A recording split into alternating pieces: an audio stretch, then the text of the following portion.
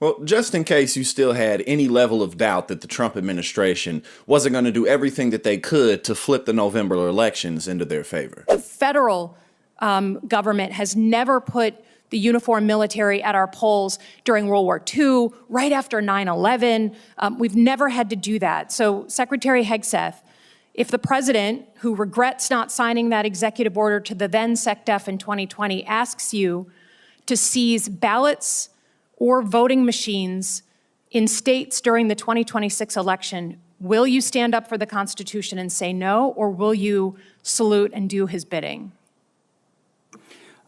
Senator, I didn't get a chance to answer the front part of your question, which, there was a lot of deferred maintenance under the Biden administration that needed to be addressed because the world was in chaos when President Trump was elected. Just address the election issue, please. Well, again, that's the most important thing. It's what's happening. It's yet another gotcha hypothetical, which is your specialty. It's not. We had an executive order under the Biden administration in 2024.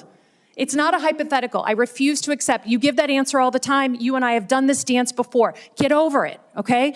In 2020, he's the president, your boss, the guy you're performing for right now, told the journalists this year that he wished he signed that executive order to your predecessor. And your predecessor said publicly, thank God, we didn't actually go forward with it. What are you going to do? You're the guy here in the seat. It's not hypothetical. Tell the American people, will you deploy the uniformed military to our polls to collect voter rolls or machines?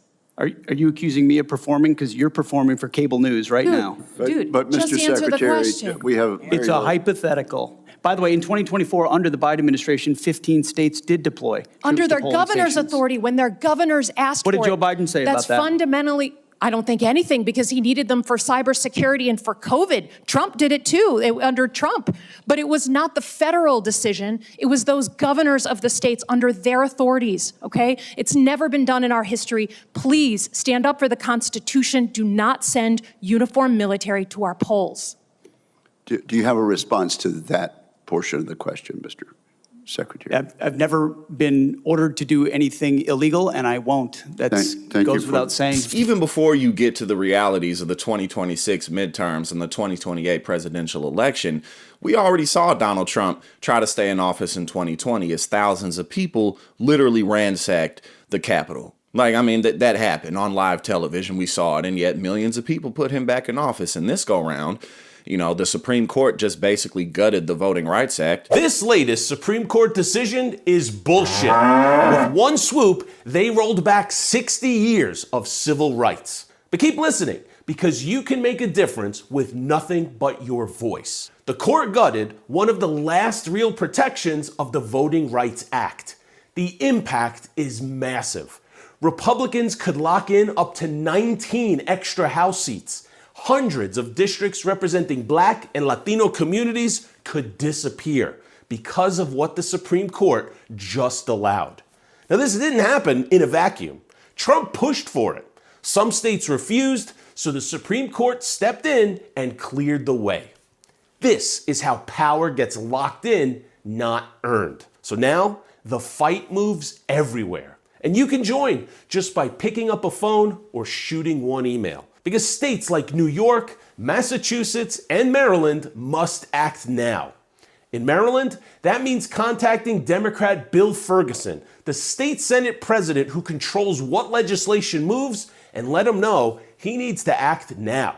But it doesn't stop there. The next time Democrats take power, they are ready to act immediately. That means banning partisan gerrymandering nationwide and reforming this radical court. Because if they don't act now, this gets locked in for a generation. And we owe all of them, and all of us, to stand up right now. Donald Trump raiding election offices in Georgia and Arizona, talking about maybe we will have ICE agents at the polls doing what he can to federalize the elections. He's always mentioning wartime and not being able to, change leaders in the middle of war. He's so transparent, and all of them are. And Pete Hegseth, he's always, just been a con artist. He's always been a LARPer on television. He was one time really gung-ho about Iraq, and now he's really gung-ho about Iran, and he won't answer questions because how can he? As she put out Slotkin, Pete Hegseth is just performing for Donald Trump at the end of the day. So it's clear that the Iran war is a complete mess. Who knows when we're going to get out of that? And furthermore, the 2026 and 2028 elections, we got to make sure that we get to the polls.